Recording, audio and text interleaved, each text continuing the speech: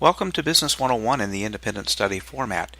At the beginning of each chapter, you'll have a brief video introduction, and that's just exactly what it is, just a brief introduction. It's not intended to replace your reading or your studying in the book, but just to highlight some of the more important concepts from the chapter.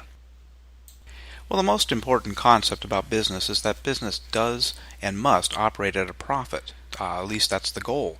Not every business earns a profit right at the beginning, and not every year they earn a profit, but overall they have to earn a profit to pay their bills.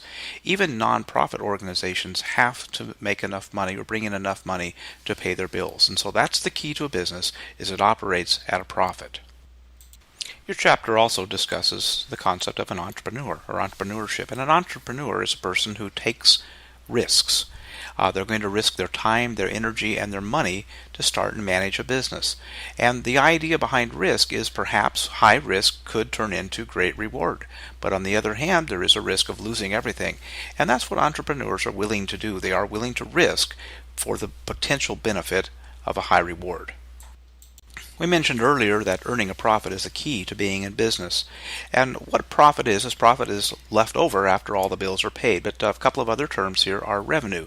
Revenue is the amount of money that you get by selling your goods or your services. In other words, what your business is in business doing, that money that you earn doing that is your revenue.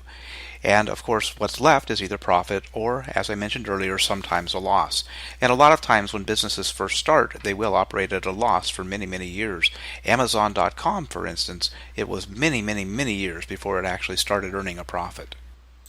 As we also mentioned, revenue is what you get by selling your goods and your services. Goods are tangible products like coffee and computers, food and clothing, and so on.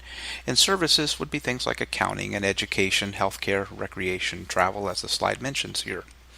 Now, the idea to being an entrepreneur is to find a niche, to find a good that is in need, that people want to buy, that you can produce. Maybe it's a new good, or maybe a switch up of something that already exists. And the same thing for services.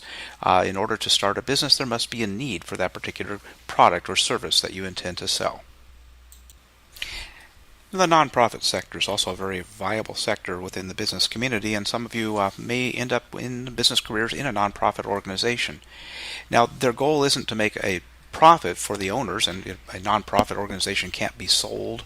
You can't buy stock in it, but even then, it will usually have a service of some sort, but it still must generate revenue, whether that be donations or perhaps in some cases they charge for some of their services, and there must be money left over in order to pay those bills.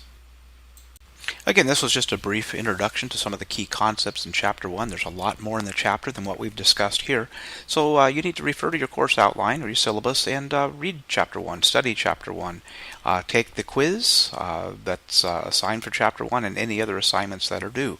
And just remember that the key here is that businesses must earn a profit at some time in their lives, or they're going to go out of business, and that entrepreneurs are willing to take risk, and with high risk comes the potential for great reward.